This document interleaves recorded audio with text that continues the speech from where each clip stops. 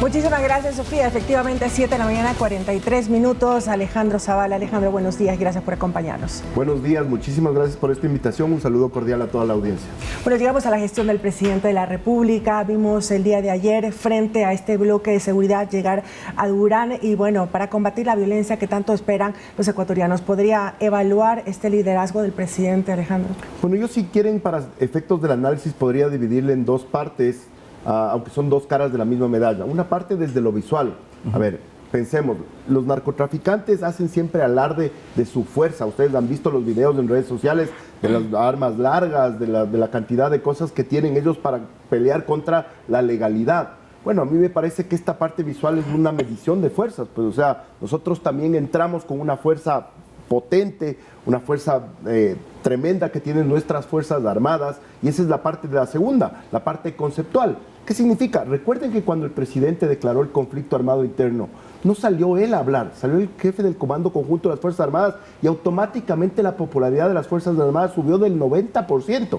Bueno, esto es una suerte de apoyo conceptual a las Fuerzas Armadas, porque sabemos que ellos son los únicos que tienen el monopolio de la fuerza y son los únicos que pueden llevar a cabo esta guerra que tenemos contra el enemigo que todos los ecuatorianos debemos tener, que es el narcotráfico. O sea, Durán es la ciudad más peligrosa del Ecuador, tal vez una de las más peligrosas del mundo, por la entrada de los narcos, por la toma de los narcos. Bueno, ha llegado el momento de enfrentarse a Durán y esa es la prueba de fuego realmente que está haciendo el gobierno nacional. Y usted ha dicho la palabra clave, la toma, que es justamente lo que decía ayer el gobierno.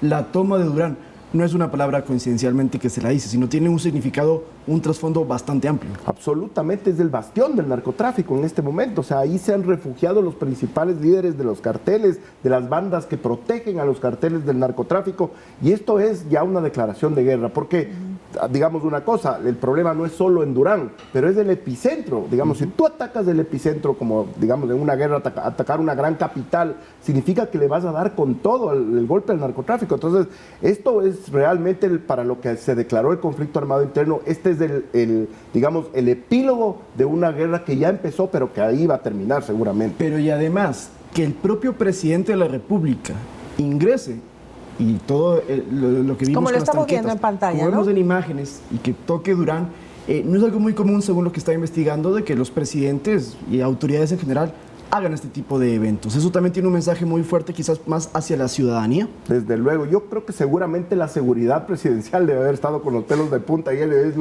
no haga esto, presidente. Pero bueno, es simbólico, pues es absolutamente simbólico. Si yo, que soy el objetivo de estos narcotraficantes que me quieren eliminar, se sabe que el presidente recibe 500 amenazas por mes de los carteles del narcotráfico. Si yo entro, o sea, todos podemos ir allá y dar la pelea. O sea, eso es un espaldarazo brutal a las Fuerzas Armadas. Son a la final las que tienen que pelear contra este tema. Bueno, y el día de ayer no solamente fue en esta parte, esta incursión que fue muy fuerte para toda la ciudadanía, sino en esa corta intervención que hizo el presidente de la República, también dijo que llegaba el nuevo Ecuador, que ya se quedaba atrás, que Durán y la toma por parte de las bandas es el viejo Ecuador, y dio nombres de políticos que en estos momentos están atravesando por procesos judiciales. Esa frontalidad de no tener miedo de decir los nombres, de salir a atacar también de cierta forma al presidente de la República, ¿es lo que la ciudadanía está esperando?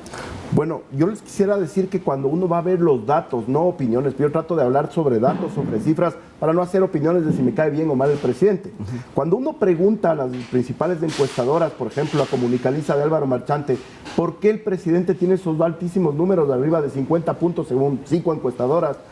Una de las preguntas ya en la investigación Quali, no tanto en los números, sino en la investigación Quali, son dos cosas que responde la gente. Primero, que el presidente toma decisiones. Y lo segundo y más importante es que no tiene miedo de tomar esas decisiones. Por eso el altísimo apoyo de la gente. Bueno, una de las cosas muy importantes ahí es que las bandas criminales no se combaten solo en la parte, digamos, en el terreno, sino también con la economía criminal, pues, o sea, en algún lado lavan, en algún lado hacen estos intercambios para meter esa plata sucia dentro de la economía formal. Entonces, atacar este tipo de cosas dentro del esquema de pelea contra el narcotráfico es también fundamental. O sea, tú atacas sí a las bandas, peleando en la calle, fuerza contra fuerza, pero si no atacas también la parte de la economía criminal, muy poco puedes hacer porque se seguirá lavando plata en el sistema financiero ecuatoriano. Pero vamos también a otro punto, que es esta intervención integral, porque en Durán no solamente la seguridad es lo que hoy en día se está atacando, sino también la semana pasada en el hospital de Durán se entregaron dializadoras y también vimos que ayer hubo eventos de entrega de bonos junto al MIES. Es importante entonces, en este caso, usted como consultor político, si nos puede explicar mejor de que no es una sola arista, sino que esta es una guerra que tiene un espectro muy grande y que hay que ir abordando punto por punto. Es que, a ver, entendamos que este fenómeno es un fenómeno integral de la incursión del narcotráfico en una sociedad. Y por donde primero permea el narcotráfico es seguramente en donde ha habido un abandono sistemático del Estado. Mire la provincia de Esmeraldas, abandonada tradicionalmente, y por ahí han entrado las bandas de narcotraficantes y han utilizado a los niños de sicarios. O sea, es terrible. El nivel de haber permeado en el tejido social es tremendo. En Durán no hay agua potable desde hace muchos años. Exactamente, pero fíjese que esa alcaldesa que tenían ahí, que estuvo hasta denunciada por haberse robado la plata del agua potable, es una vergüenza que una ciudad así no tenga agua potable hasta en el siglo XXI. O sea, vivimos en la edad de las siendo el cavernas. cantón más grande de la provincia del Guayas. Es una absoluta vergüenza. Entonces, se sabe que para que el narcotráfico no les coopte a los niños, a los jóvenes, se necesita dar oportunidades. Pues, o sea, salud, educación, cultura, recreación. Y esas cosas, estas intervenciones integrales tienen que ir de la mano. Al momento que peleas contra las bandas, pero a los jóvenes, dales una oportunidad. Porque si no, los jóvenes, ¿qué pasa? Ven las redes sociales, ven a los narcos con licor, con armas, con autos, y se ilusionan, se deslumbran y dicen, este es mi camino, esto quiero ser yo. Si no les das oportunidades, o sea, si no hay una atención integral de parte del Estado y no el abandono que han tenido, pues seguramente será una forma más eficiente de luchar contra el narcotráfico. Bueno, estamos viendo a un presidente muy activo, proactivo en territorio también. Estamos en otra fase, luego ya de pasar la consulta popular, de la aprobación de las 5 leyes. Esto es que está trabajando el camino para lo que se viene. ¿Podríamos hablar de una precandidatura, Alejandro? Pues es que lo primero que tuvo que hacer el presidente era estabilizar el país. Acuérdense en las condiciones que recibió, pues el hueco fiscal era de más o menos 6 mil millones de dólares y las obligaciones de 4 mil millones de dólares más. Imagínate lo que es sentarte en la silla de Carondelet y tener un hueco de 10 mil millones de dólares.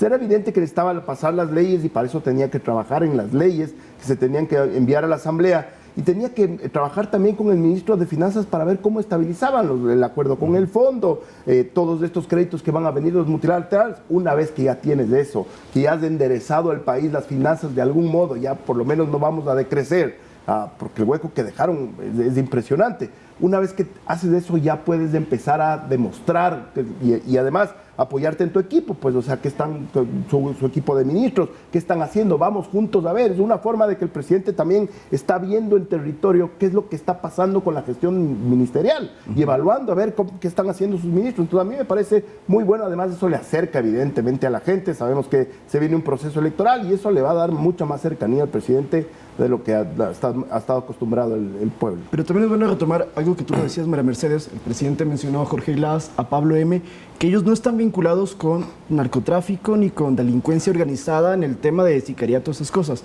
sino que son procesados por corrupción. Es un mensaje claro que se está dando también entonces de que ese también es una problemática que hay en Durán y en otras partes del país y que también hay que combatir y que es parte de esta guerra interna. Pero es que es terrible la imbricación que existe entre el narco y la política. Pues tenemos, o sea, la narcopolítica presente en el Ecuador. Exactamente. A partir del asesinato de Fernando Villavicencio y del alcalde Intriago y de otros, ya podemos hablar en el Ecuador de una narcopolítica. Porque ¿qué pasa? Cuando el narcotráfico ataca, solo ataca, digamos, a las pandillas y al delito común, digamos. Pero cuando ya ves políticos asesinados, políticos muertos, como está pasando, es que alguien se está beneficiando de eso, pues es evidente. Hay otros políticos que tapan ese hueco, digamos. Entonces yo creo que sí es que también tiene que ir de la mano, porque la gente, la ciudadanía, tiene que enterarse de cuáles son el brazo político de estas personas que les defienden y que tratan a todos de todas maneras de que salgan impunes. Y eso es terrible, porque si hay algo que el ecuatoriano normal no soportes la impunidad. O sea, nos da una impotencia terrible que corruptos, sentenciados, salgan libres a la calle. Es el peor mensaje que puede haber para la ciudadanía. Bueno, y precisamente es lo que podemos observar, lo que ocurrió ayer en la Asamblea Nacional con Wilman T. Entonces no se obtuvieron los votos que se necesitaban para censurarlo. ¿Qué podemos esperar luego de esto entonces? Bueno, eso me parece a mí terrible, porque no importa si el tipo es culpable o inocente, basta que le tire lodo a la fiscal general de la Nación o basta que ponga una tela de duda en el juicio de sobornos, que sabemos a quién condenó, pues pasan automáticamente a ser idolatrados, admirados por el correísmo. Es una vergüenza. O sea, lo que pasó ayer en la asamblea, ese manto de impunidad de una persona que recibía, pero si estaban ahí los testimonios, pues en el caso Metástasis, recibía plata para sacar con habeas corpus truchos a narcotraficantes, sacarles de la cárcel. O sea, ese es el nivel de impunidad, y a esa persona le defendieron ayer. Uno de los episodios más vergonzosos que recuerde la historia. Wilman Terán, para salir de la cárcel, podría ser candidato a las elecciones y tener inmunidad. Bueno, ese es uno de los adefesios de la Constitución de Montecristi. Acuérdense que la Constitución de Montecristi protege hasta que no tenga sentencia ejecutoriada. A cualquier persona puede ser candidato. Yo puedo matar, como se demora 2 años y yo aseciné a alguien, no importa, puede ser candidato y automáticamente tengo inmunidad. Y esa inmunidad dura un tiempo suficiente, sobre todo el tiempo de campaña, en donde puede pasar cualquier cosa, pueden fugarse, pueden hacer. Esa es una de las cosas que pueden sonar al intercambio que hubo ayer en la Asamblea. Se nos quedan algunos temas el día de hoy de la Asamblea Nacional, las reacciones que tienen con el Ejecutivo. En fin, Alejandro, gracias por acompañarnos. Encantado, muchísimas gracias por esta invitación. Un saludo cordial a toda nuestra audiencia. Palabras de Alejandro Zavala, consultor político. Ahora nos vamos con Sofi porque el enlace público tiene muchísima información. Sofi, adelante.